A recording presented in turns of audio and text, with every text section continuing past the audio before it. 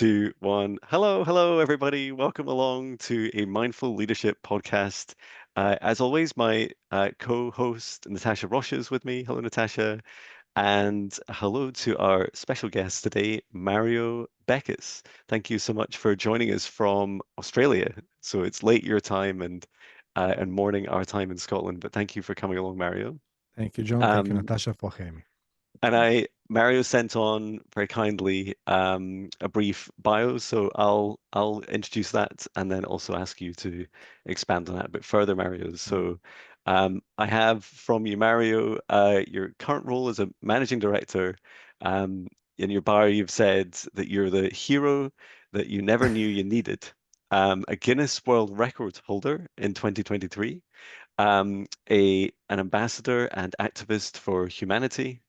And in war, it spent 1,800 consecutive combat days fighting for democracy and freedom. You're an experienced military intelligence and diplomatic security intelligence operative and have a successful business. You're the owner of a business of two private investigative, if I can say the word, investigative, I can't say the word, risk management companies in Sydney, Australia, and also bestseller author and academic. And your topics you'd mentioned, and you can feel free to discuss really any topic. But I love that one of the topics that you'd spoken about was both in your line of work of investigations, fraud, and espionage, and hacking the Mm. human brain for social engineering.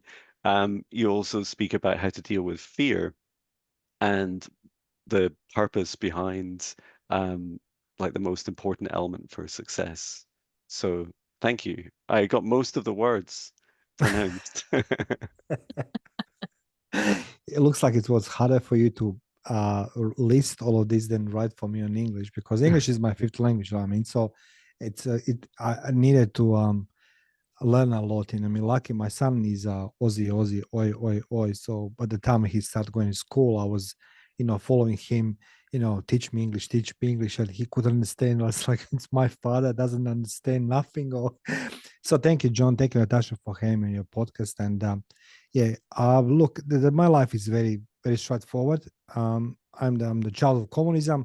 I was born in a beautiful country then called Yugoslavia, and everybody was the brothers and sisters till sometimes 1990 when I was drawn into that sort of environment of being young revolutionary.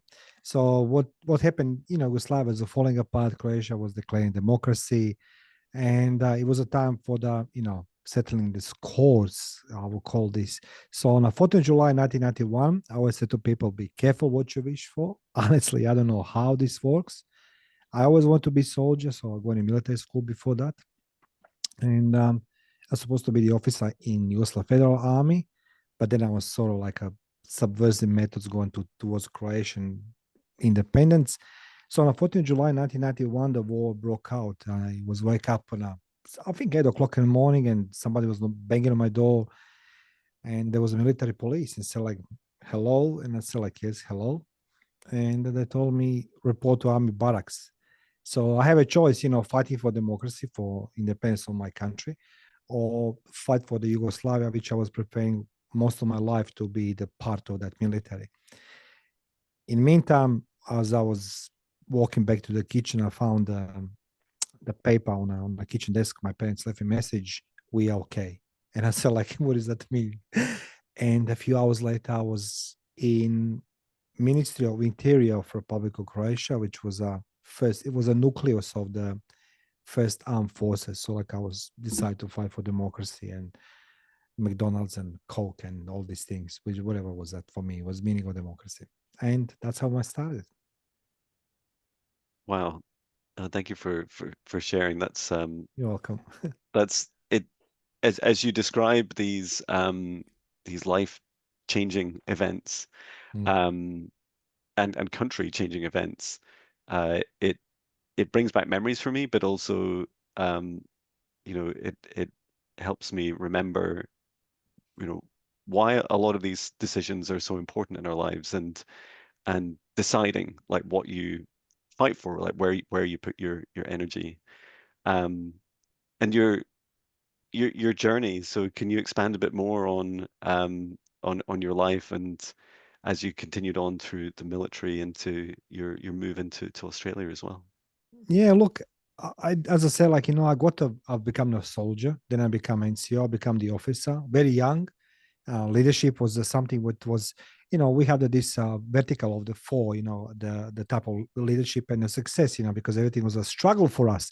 So we need to, like number one, it was a, relationship to the flag and the country, to the president leadership, then to the cause, and then to the civilian population. So like those four elements was being um, most important for us to be fulfilled by every and each combatant, because we were losing war, definitely losing war by end of 1991. I had enough after 6 months. I really had enough. I just want to die. Literally, I want to die because we were losing.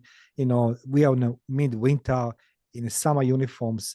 But then something happened. A miracle happened, and Croatia has been recognized on the 15th of January 92.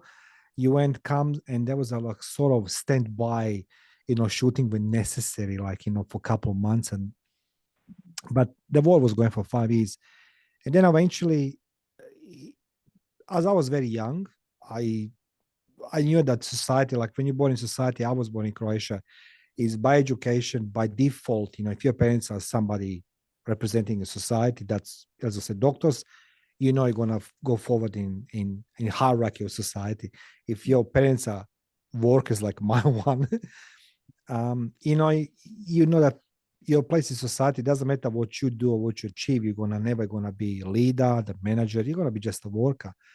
And I didn't saw my parents for 3 years, and eventually everything comes to the end. The war comes to the end, 96, and I was looking to get out of this. I want to married. I want to have the kids. I was 25 years old. My father just passed away. And then, I said to myself, I just want to be the spy. That's a good life. The girls, the martini, 007 lifestyle. Um, but because, you know, I was very young, I was very perspective for the government. So I was I was a tip of the spear for military. But somehow, like I was always being dragged into some type of this, dark cells of the society, the spies and the intelligence, and I never understood why. I was thinking that's a good thing, but actually it was a bad thing, because I was a single man without kids, and you are um, expendable. On 96, I was in coffee shop with a good friend of mine. It's like in the movies, and it comes this beautiful blonde lady with the four guys in the black, like a movie Man in Black, and she drops me envelope on a table, and she says to me, Monday, 7 o'clock, and I say, "Do you know who I am?" And she says, "I know who you are." It's like, it was a standoff. And then I opened the envelope, and that was invitation for me to join to then that was called Directorate 7, Sector 7 of Foreign Intelligence. Um, and my part was being sort of concealed into big bubble of lies. I lied to everybody in military what I'm doing, that I prepare myself to the transition into the foreign affairs. Everything was being prepared for me in secrecy, like that. One day when I cross from Department of Defense to foreign affairs, I'm gonna go overseas. And eventually, 98, 30th of May 98, I was transferred to Foreign Affairs. 6 months later, I was on a plane to Australia, to Croatian Embassy in Canberra. And I can say I was the head of intelligence security for Croatian government. That was my job for 5 years. That's That's my trip. that's so impressive. Thank you so much for sharing You're welcome. a lot of that. There's two things I want to ask. One Yes, is, please. I love that you wrote that you're the hero that you never thought you needed. Mm. So I want to explore a little bit more about that. And then the other aspect of it is, how did you work through mentally in that aspect? And I'm sure that obviously prepare you for that in Mm. being a spy, in suppressing that fear and having that cool, calm, kind of like what space do you go into to be able to move forward in a situation where it could be quite fearful? Because I think it could help in the sense of, how do we move past our fears into what we want on the other side? So those are the two questions so far that I have for you that I'd love for you to share more about. First of all, when I was being on an airplane for Australia, I never fly in my life. First of all, that was the most frightening experience. Like, I was holding everybody's hands. I was just like, let's go land. 36 hours flight to Australia, 98 was quite long, and the people still smoke on the plane. That was a unusual feeling. Um, I remember my boss told me before I left, it was the head of counterintelligence. He says, you going in a country which is an island nation, they're monitoring everything coming in and out.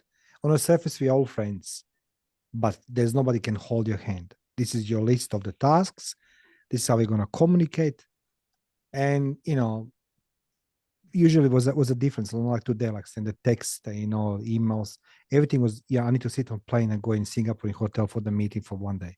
So, but fear, I learned one thing about fear. Fear, it's real. I think with people should not ignore the fact that we are wired by the birth.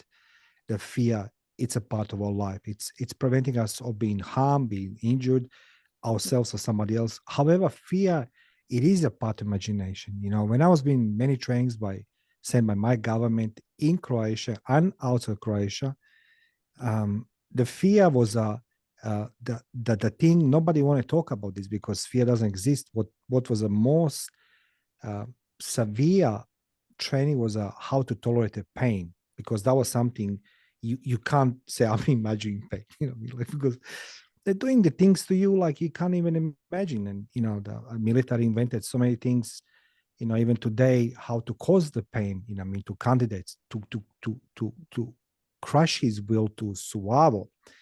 So I say always people, if you're afraid, it's okay. Being afraid, I'm afraid even today.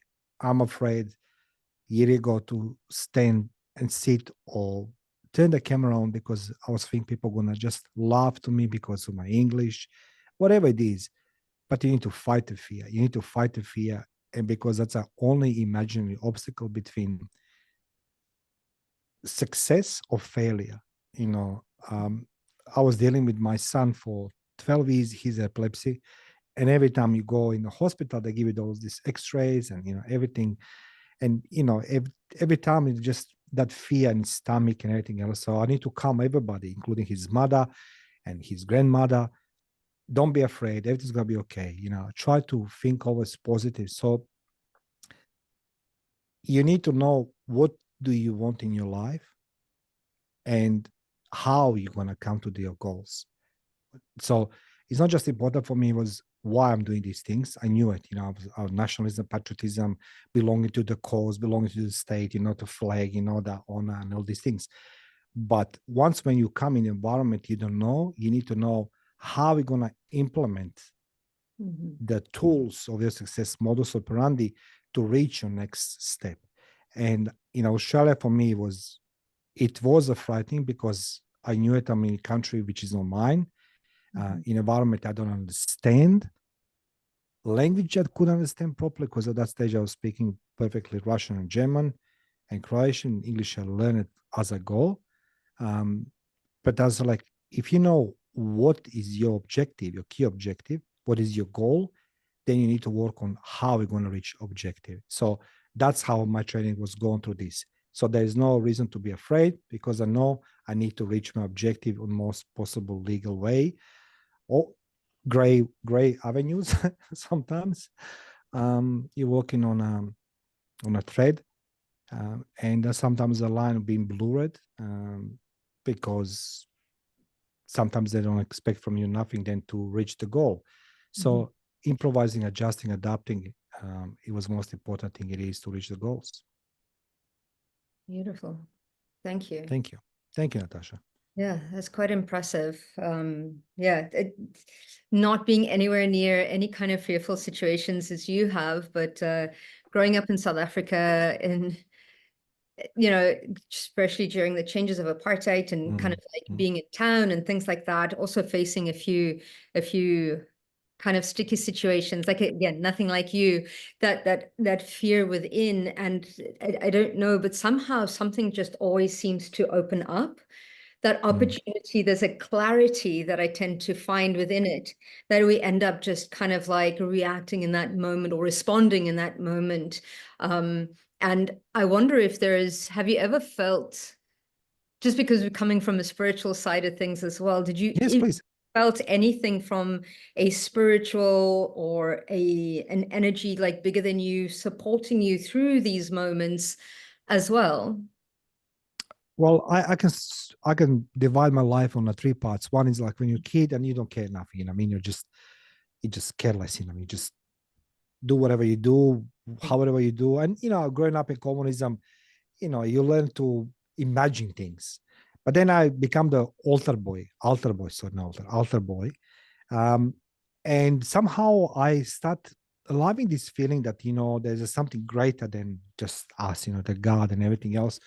And a party, I always get all these cookies from the priests and everything else. So that was a good thing.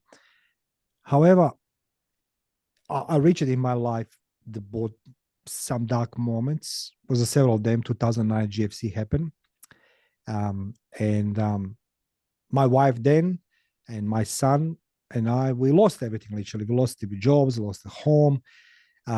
Continuous fighting over the money, which was the biggest hurdle, caused my son to develop epilepsy. So I blame myself, and I realized that I lost everything in family. I need to do something with myself. Mm-hmm. And the funny thing it is that, I was being told about law of attraction, everything else. And trust me, Natasha, I was the guy who would make a fun of everybody, thinking positive. Come on, like all this.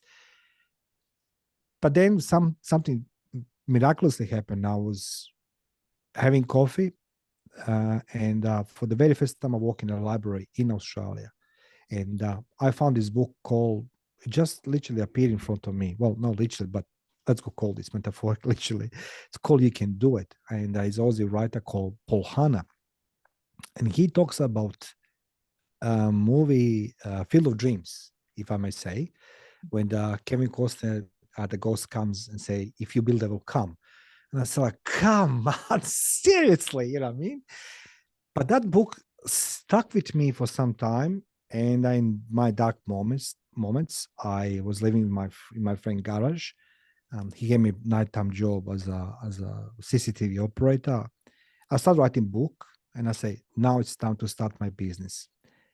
And that was the moment when I realized that only I can change things on better, because I make it fun of everybody, anybody, and misery loves company, attracted bad people. So I said to myself, I need to change. I need to start believing differently. So even today, in the morning, I wake up. My son is not 22 years old. So when he's there in his room, I say, today it's going to be a good day. And he says, why? You are psychic? I mean, how do you know? I said, I choose to believe. And he says, stop it, daddy. So we having this discussion. But yeah, I truly believe that there's an energy, and I think that everything's happen for the reason. I think that everybody meet people for the reason. And somehow I think that, as you said, the path, it's unfold in front of us when we least expect it, but it's there for us. We need to discover. And I'd love to ask about fear and like I feel like I could talk on the subject for hours. I'd love your insights, Mario, into some of the kind of anti-patterns, like the negative behaviors that you witnessed in yourself and others throughout your life so far, where they're in a fear state, the sorts of examples of where, because fear can lead us down so many paths that are, like you were saying, misery attracts misery. I'm really interested in some of your experiences with fear. Look, as I said, in a war, I was living fear 24/7. Thank God there was no mobile phones then, because they will capture everything. I have a couple of pictures from the war, and all these pictures, like we all standing, together, smiling and portraying. But nobody sees that there's a lie between the images, right? Remember old albums and the pictures. People always with the family. Oh, look at me. But there's a lie between this, and I live the fear most of my life. Even today, sometimes I catch myself. So like in a war during the night, that was my moments when I was most afraid. And I just give you an example. Like I mean, I fall asleep in the kitchen in some house, and I have this teddy bear under my head. The some some kid left there. And I remember I wake up in the morning, I just open my eyes. I saw the shadow, I mean, comes with a knife, I mean. So like I start screaming and I'm like a little girl, like, and everybody's like, what is wrong with you? What's wrong with you? It's like someone's come to kill me. I mean, that guy says like, no, just try to cut the bread, I mean, like there was me, shadow on the wall. And Mhm. my heart was going into the hill, from the fear. So fear is not something you should ignore. Nobody can teach you how to deal with the fear. Nobody. Look, I say honestly, in military, nobody teaches you how to deal with this. You know what I mean? You're doing the compartments of your life. One of them it is that you do repetition. Repetition make it permanent. That means that you're going to understand and remember the things what you should not. I was afraid I'm going to die a few years, no, 2009, when I lost a job and lost a family and everything else. I was afraid how I gonna wake up in the morning and sleep in the park. That was something worse than the war because I realized that I have nothing to lean on back. I mean, I have nothing in my life. Everything what I believe it doesn't exist. The people who I wanted to be in my life they turned it back, and I understand now why because people don't want to be associate themselves with a somebody who is always dark, pessimistic, and I mean negative, and doesn't matter how much people try to help you, always that fear is run over you, and you're doing mistakes. You're doing the wrong choices, bringing wrong people, doing the wrong things, and you're digging deeper and deeper and deeper. So, Mhm. answering your question, I was afraid almost all my life. And the only time when I realized that I should stop being afraid, it wasn't the war, it wasn't the military, it wasn't when I was a spy. It was when I lost everything that I need to embrace something else. And that is believe in myself. So there's numerous.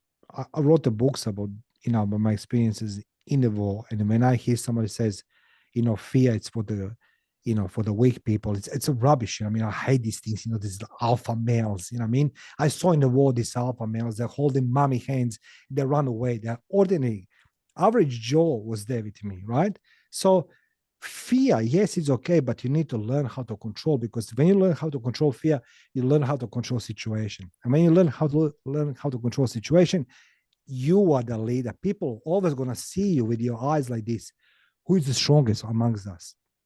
And for me, I was always stupidest, and then people think I was the bravest. I wasn't bravest. I was the scariest guy. But they say, "Oh, Mari's gonna do this for us." It's like, no, no. I'm 19 years old dude who just just I was in a war by accident, but it's happened to me. So fear, it's real. You need to learn how to control. But I said, like, I let fear to overwhelm me most of my life till I didn't learn how to deal with this. Mhm. Well, thank you. Yeah, and You're welcome. I feel that in my life when I've tried to suppress fear or to bypass it, um, it just comes back, and it's almost like I don't know if I was suppressing my fear to achieve a goal, like in my corporate job, I would it would manifest often right after. It was like right after the thing I'd done. It's like, I celebration, I've launched this new product, it's fantastic. And then this feeling would come up, and it didn't matter like whether I had created a success for my customer and my team and my company. It was me inside. I'd feel like, and am I going to lose my job now? Was that all worth it? And suddenly, and all these, all I've done is suppress those feelings temporarily. But yeah, I'm a big fan of Field of Dreams, and it does resonate with me as well because it's like it's so counter to the temptation of fear, where I love that you can create, like when you're describing you're starting your business, you're creating this way of receiving. And that's like the opposite, right? Like fear is like it's often like I must do a thing or avoid a thing, not I'll just sit back, I'll create my business and then my customers, I'll build it and then they'll come to me. Um, and I Or really, because of my really fear, love if I that. can just say, I had like what you said, like, particularly in the business, you know, everybody dreams to be the business owner. Everybody dreams to have a lot of money. When you listen all these gurus online, like, and I'm just sitting there, I said to myself, it doesn't work that way. I mean, but people buy that I'll not swear here, but they buy that thing.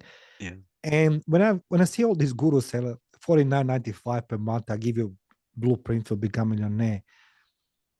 You know what that money you, Natasha, for? Because you appear today. You have the podcast. You make it accountable yourself to me that you're gonna be here today. See, that's a guarantee for your clients that you're gonna be give them the best. It's easy to be the theorist and talk about things. I'll give you one example. Once upon a time, we were in a combat and we run into that shop like a 7-Eleven. Anyway, long story short, we have the drinks, everything else. It was a firefight, and comes another group of the soldiers inside. And we start saluting each other, ta ta ta ta ta. We recognize some of each other. And then one of the guys turned, his shoulder insignia. There was enemy soldiers inside in the shop. And we start fighting each other with the knives, with bottles, shooting. I was so afraid. But you know what I did next moment, John? When I come home, I was the biggest hero. Me, man, I kill 500 people. I'm the Rambo, man. Everyone says, really? Yeah. It's like I lied just to cover my fear. So Mm. you two guys, Natasha, and you, guarantee for success it is that you guys here today with me. That's I seeing you. I mean, you're here today. You make an appointment, you're here. That's a big deal. Thank you. Thank you so much. That's amazing. You're welcome. That's so much good advice in that. Mm. I do agree with that aspect of receiving that you're both talking about, because I mean, you spoke about that manifesting, and it's all about manifest, like go out, do. Yes, there needs to be a part of action, but a lot of the times we're not open to receiving.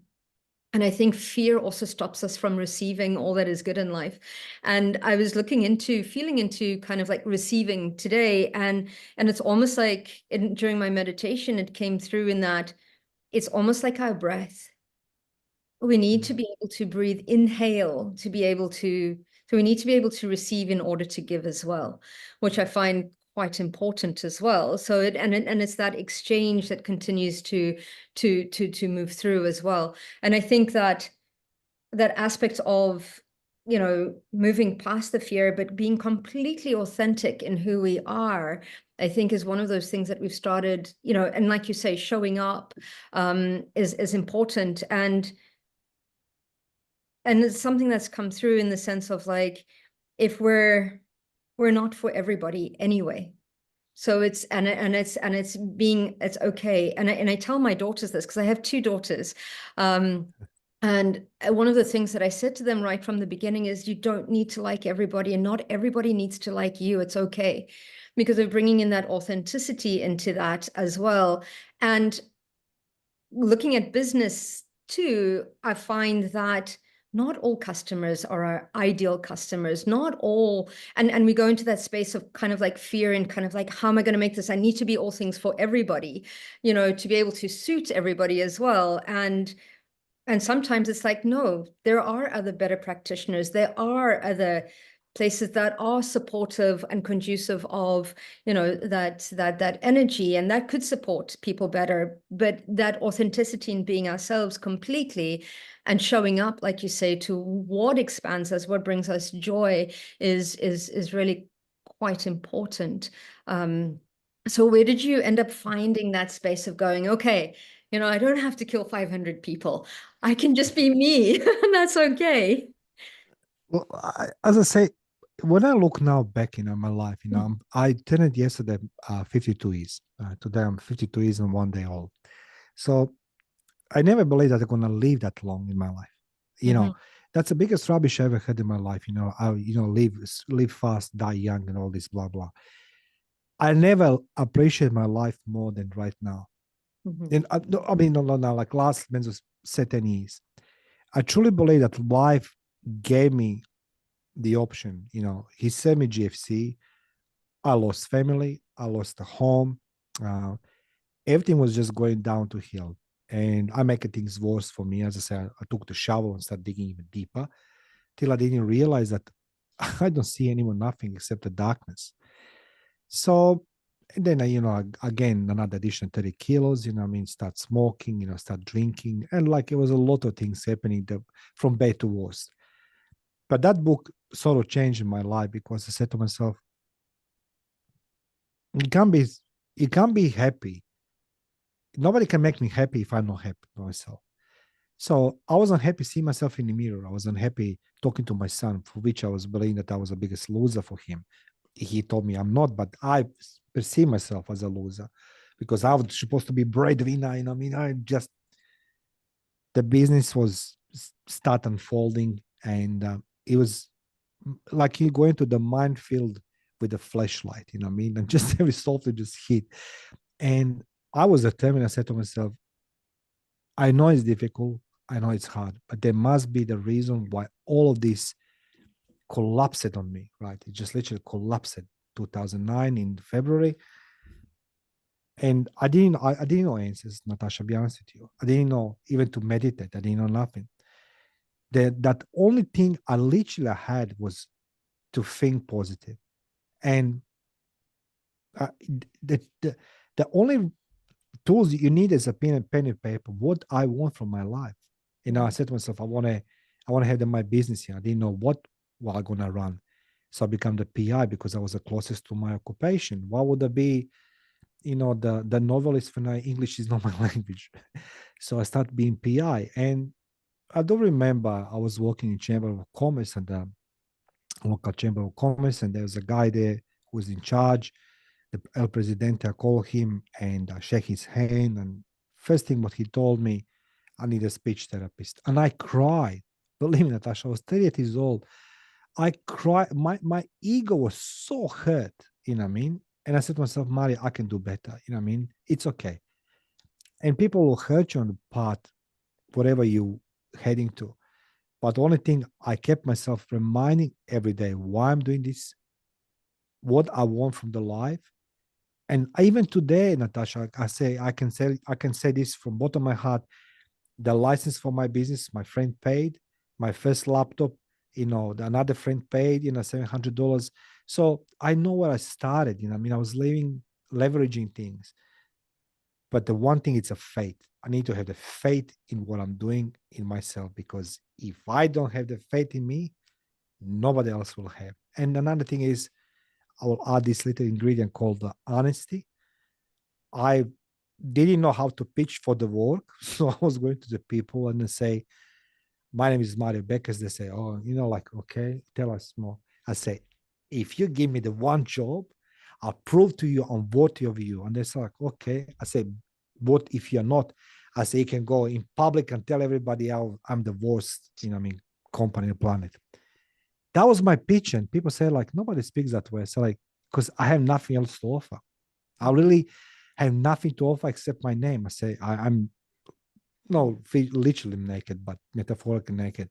And that was my first client says to me, if you F this job, I'll tell everybody. I said, deal. I mean? And little by little, now it's 400 people working for me. So it took it a lot of time, many years.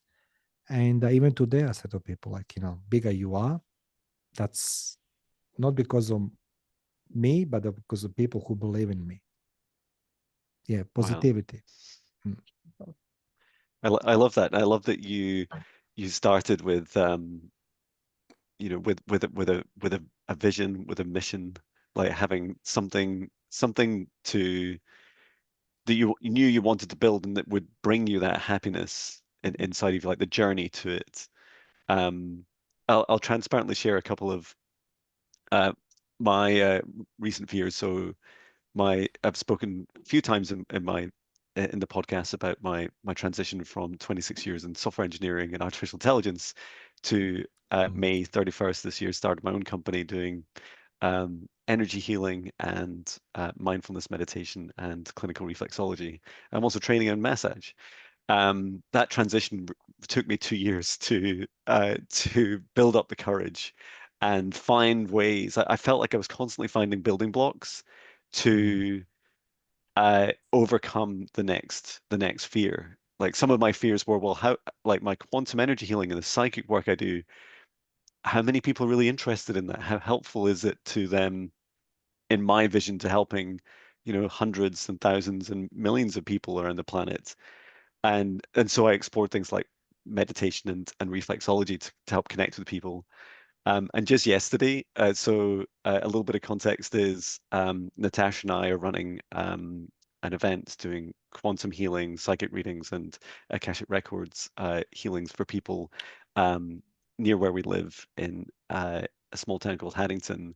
And the one of the challenges I've had with fear is in particular the use of the word psychic. Like I found it really hard to describe myself in that way. I think for fear of being ridiculed or persecution, and I know that it's not all just in this lifetime.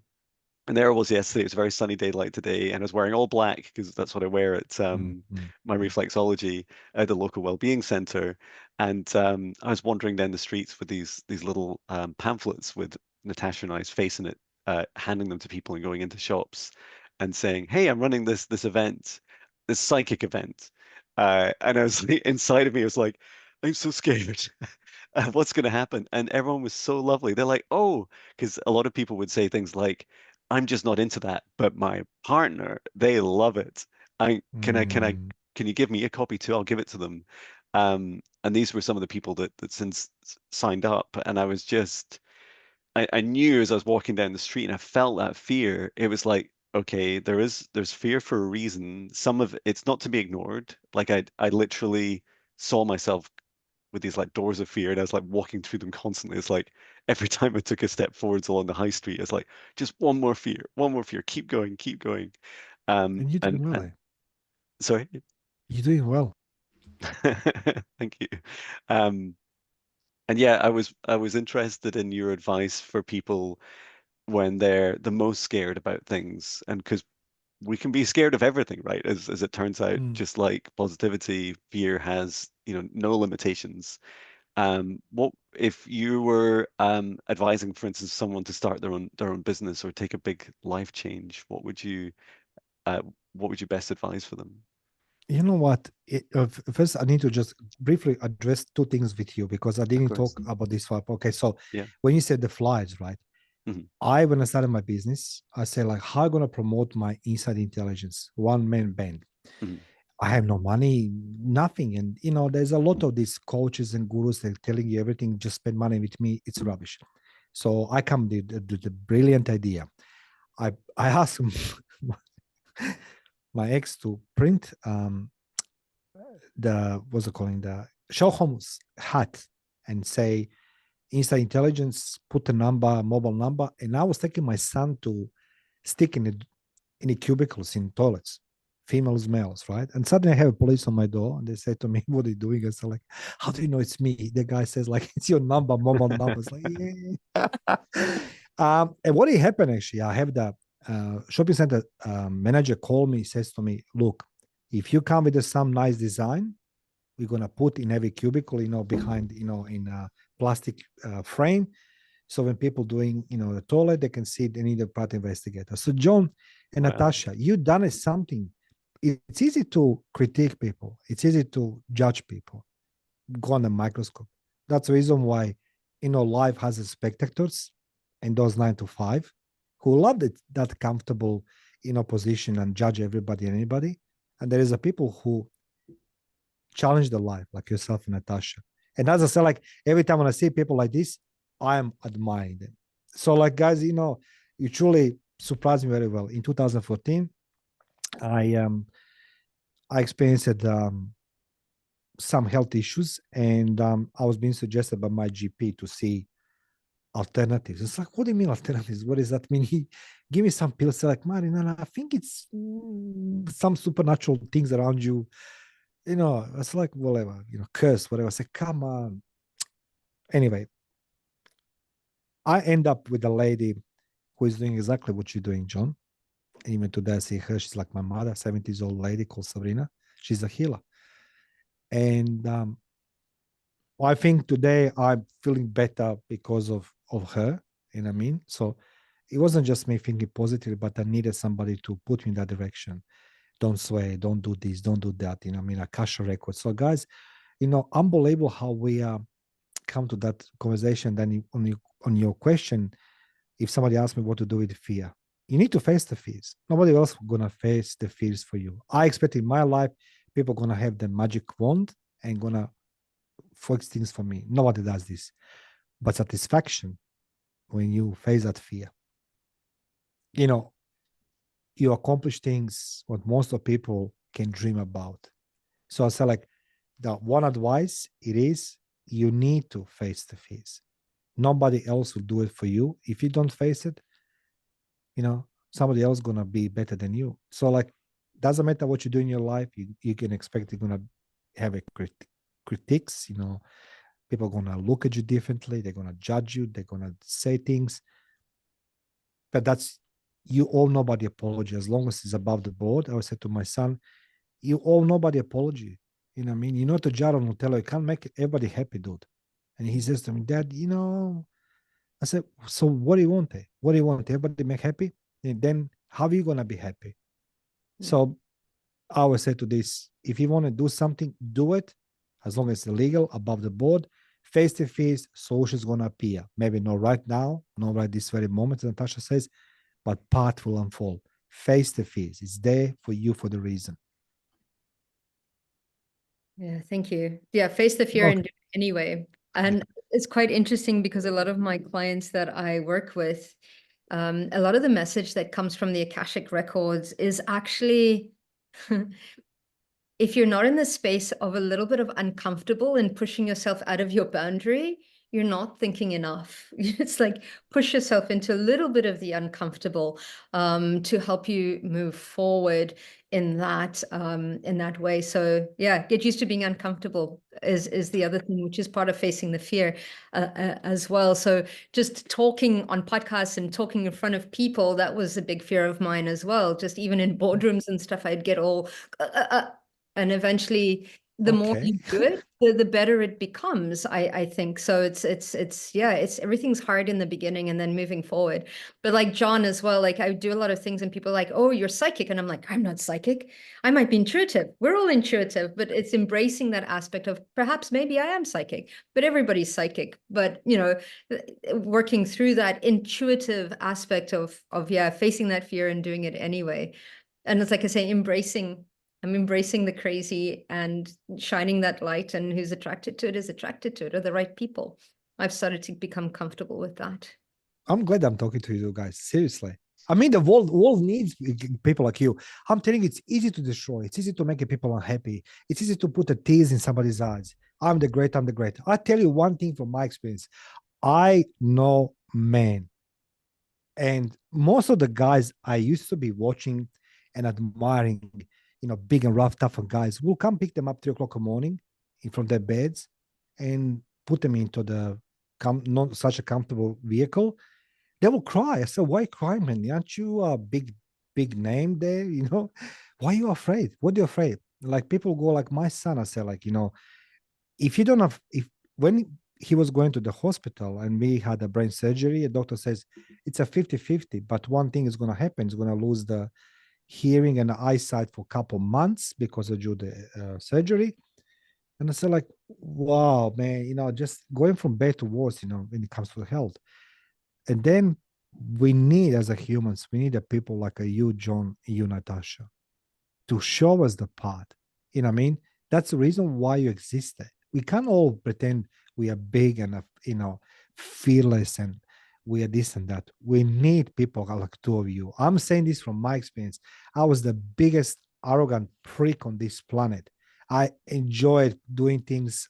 I'm not proud, but then life hits you. You know what I mean? Not once, few times, and then you realize that life is not about being negative guy, but to learn how to be positive and build positive environment. So two of you, I admiring you. I seriously admiring you.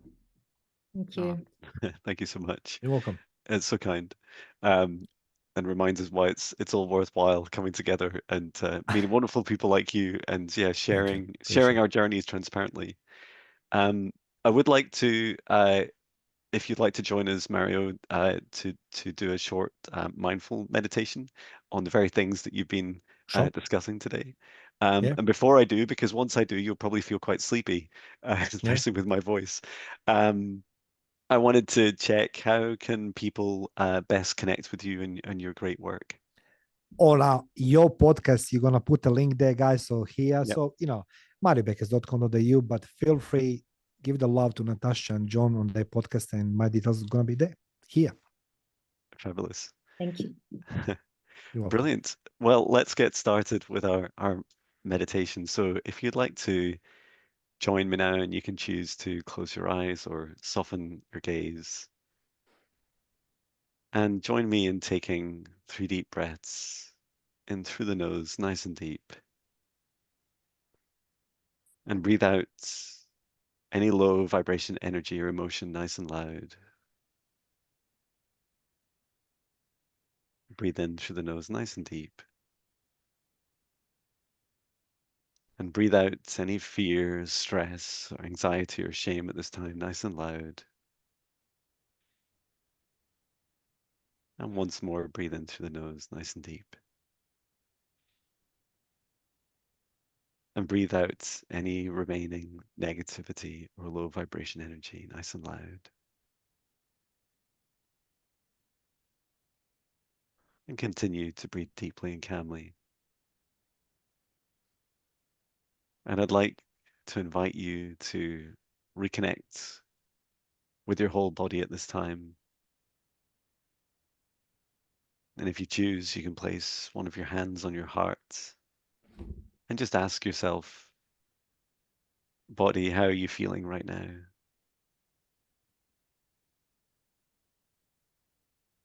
And allow your body to answer,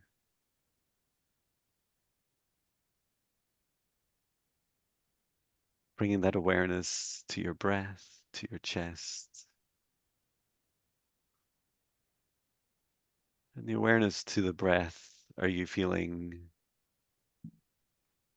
in any way stressed or anxious where your lung capacity is and your breath is shortened? Or are you now relaxing and allowing your lungs, your chest to breathe in and to receive more of this wonderful oxygen and energy from around you? And if you're to remember one thing from this meditation today, it's to know that there is infinite abundance of this beautiful air and this love energy that flows around this planet for you to always receive into your chest and into your body.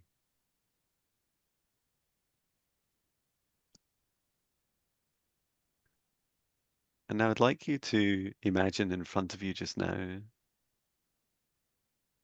3 doors.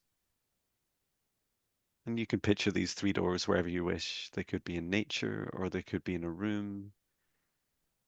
You choose your background and context. These 3 doors that you see in front of you are closed. And the door to your left is your highest vibration, your happiest life. It is your dream life. It is your highest timeline. And although the door is closed, there's beautiful light and sound and energy flowing through the cracks around the edge of the door. And if you listen quietly for a moment, you can hear there's a version of you through that door, and it's calling you, it's calling your name. And to know that this always exists for you, that all the things that you ever wish for in your life and more exists for you, and there's a version of you experiencing this right now. And to get there, to be able to open that door, there's two other doors to address first. The door in the middle of the three is the current door. If you were to walk through right now, you would simply step outside into the current version of you right now.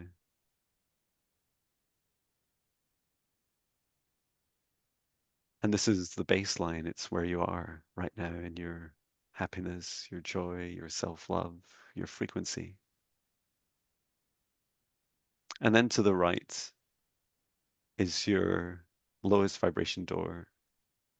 It is the door of your greatest fears, your greatest shadows, your lowest vibrations. And each of these doors are closed right now. But I'd like you to bring awareness to, in particular, this door on your right of your lowest vibration, of your greatest fears, because there's healing behind that door. And although the door is closed and it feels so fearful because it represents some of the biggest challenges that you face in your life, to know that all's this version of you that exists behind that door asks is that you're aware of your fear, and that when you're ready, one day, whether that moment is now or sometime in the future, that you will walk to that door, that you will open it. And when you step through that fear, you will find those shadows, those festering parts of you, those fears, that shame. And when you take that brave action, you'll find that those fears were only ever amplified by you. And whilst they're valid and they're true and they're real, the hardest thing was opening the door. And then when you step through it, this very door leads you to a path, one step closer towards your dream life, one step closer to your healing and your abundance and all the things you seek. And if you choose to join me right now, for a moment, you could walk through that door with me. Each of us have our own doors.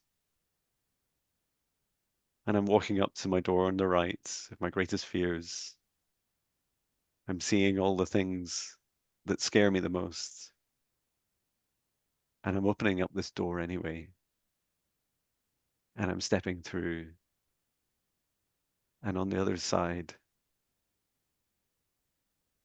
is a journey of healing, a journey of witnessing myself, the full spectrum from my lowest vibration and negativity to my highest happiness.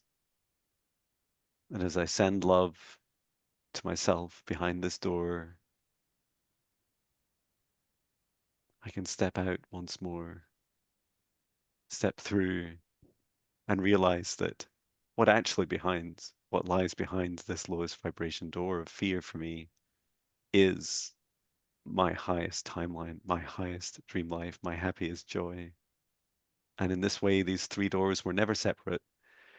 They're always the same, just a sequence for us to step through our fear once more, each day a little bit further, even if we're just seeing that door of fear and reflecting on when we're ready, when we have the courage and we have the strength to step through it, we will.